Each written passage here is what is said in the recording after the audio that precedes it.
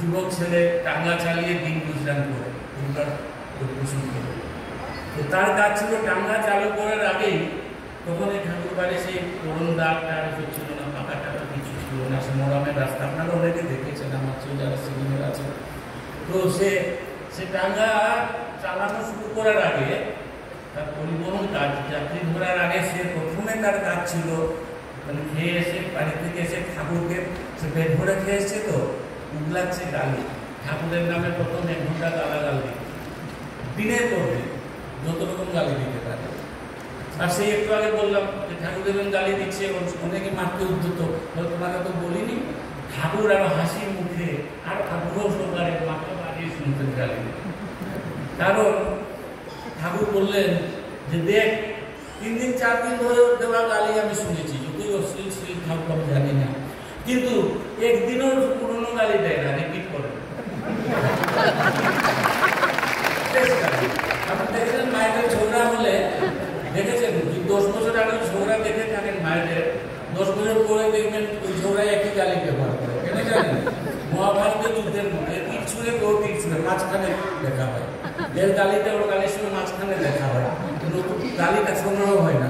আমি যেটা গালি দিয়েছি ও শুনে না, ও যেটা দেয় আমি শুনে না, দুজনের গালি দুজনের মধ্যে ফাইট করে মাঝখানে, এই জন্য উত্তর গালি সঞ্চয় হয় না। কিন্তু বললেন তার উদ্ভাবনী শক্তিতে ইনোভেটিভ পাওয়ার ভাবো যে ব্রেনটা এত সার যে 1 ঘন্টা ধরে অনর্গল গালি দিয়ে যায়, রোজ নতুন নতুন গালি। এই গালিটা থেকে অ্যাটাচড হয়েছেন দুজন,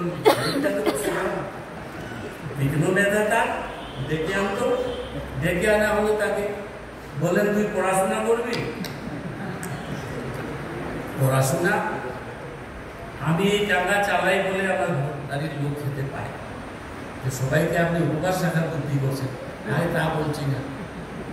তোর পড়াশোনার ব্যবস্থা আমি করে দেব, সেই সময় তোর ঘর বাড়ির পোষণের কথা, খাওয়া দাওয়ার কথা, ওদের কাপড় চোপড়ের কথা, থাকবার কথা তোর ভাবতে হবে না, আমি করে দেবো। তুই শুধু বল যে তুই পড়াশোনা শুরু করবি। রাজি হয়ে গেল। আর্মি স্কুলে ভর্তি করলেন তাকে, পড়াশোনা করে মাধ্যমিক পাস করলো, IA পাস করলো, BA পাস করলো, তাকে আমেরিকা পাঠালেন ঠাকুর, PhD করে চলে এলো। সে এখানে মিউনিসিপ্যালিটি চেয়ারম্যান পর্যন্ত হয়েছিল ঠাকুরের প্রয়াতে। পরবর্তী ইতিহাস আর বলছি না, যাকে।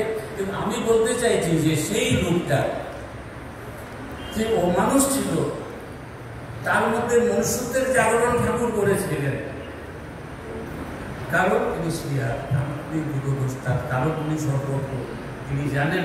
গীতাতে বলেছেন না শ্রীকৃষ্ণ যে অর্জুন তোমার আর আমার মধ্যে একটাই বেশ, তুমিও বারবার পৃথিবীতে এসছো, আমিও বারবার এসেছি, তুমি ভুলে গেছো আমার মনে আছে। তাই আর কি করণীয় তিনি বলেছেন, তাই পুরো সন্নিধান দিয়ে বলছিলাম, তার সন্নিধানে এসে তার দীক্ষার মাধ্যমে সংলগ্ন হওয়া। আর সেটা আমি শুধু আর আপনি শুধু হলে চলবে না, মানে পরিবেশে সেই মনুষ্যত্বটা যে ছড়িয়ে না দেয় তো সম্পদশীল মানুষ সৃষ্টি হবে না। যেহেতু এই বক্তব্য বিষয় হচ্ছে যে মানুষ সম্পদেই আসল সম্পদ, পরিবেশে যদি আমরা ছড়িয়ে দেই, সেই মনুষ্যত্বটা জাগিয়ে না দেই, তাহলে মানুষ সম্পদ সৃষ্টি হবে কোথায়? আমি থাকবো কোথায়? সুস্থলি বলতে শুরু করেছিলাম না, পড়োশি তোর নিপাত যাবে, তুই বসে সুখ খাবি বুঝি, যা ছুটে যা বাঁচা তাদের বাইরে তোর বাঁচার বুঝি। আর ডিপি ওয়ার্ড হচ্ছে তার সবচেয়ে শক্ত হাতিয়ার। আর ঠাকুরকে আমরা সামনে পাচ্ছি, ঠাকুর তার নামে স্তম্ভিত হয়ে আমাদের সঙ্গে আছেন, ঠাকুর তার বইপত্রে তার বাণীর মাধ্যমে আমাদের সঙ্গে আছেন। ঠাকুরকে যারা দেখেছেন তাদের মুখে আমরা তার কথা শুনতে পাচ্ছি, তার আলাপ আলোচনা গানের মাধ্যমে গুণ কীর্তন, তার মধ্যে তিনি জাগ্রত। সবচেয়ে বড় আচার্য পরম্পরার মাধ্যমে তিনি আমাদের সামনে সাক্ষাৎ জাগ্রত। তাই তার নির্দেশ পালন করাই, ঠাকুর নির্দেশ পালন করা, তাদের সান্নিধ্যে থাকা, তাদের সমুদ্র থাকাই ঠাকুরের সাথে থাকা। লাভের এইটাই উপায়। মানুষ সম্পদ যখন ডেভেলপ করবে, যখন গ্রো করে উঠবে, তখন সে মনুষ্যত্ব প্রস্ফুটিত হলে আমাদের এই আসল সম্পদ আমরা লাভ করবো। পৃথিবী বলছিলাম যে বৃত্তি প্রবৃত্তি, সেই ঘেরাটোপ থেকে পৃথিবীকে সরানোর যে উপায় ঠাকুর নিয়ে এসছেন, যে মনুষ্যত্ব আবার পুনর্জাগরণ করা, সেটাই আসল সম্পদ হয়ে আমাদের সমৃদ্ধ করবে, এছাড়া বাঁচার উপায় নেই।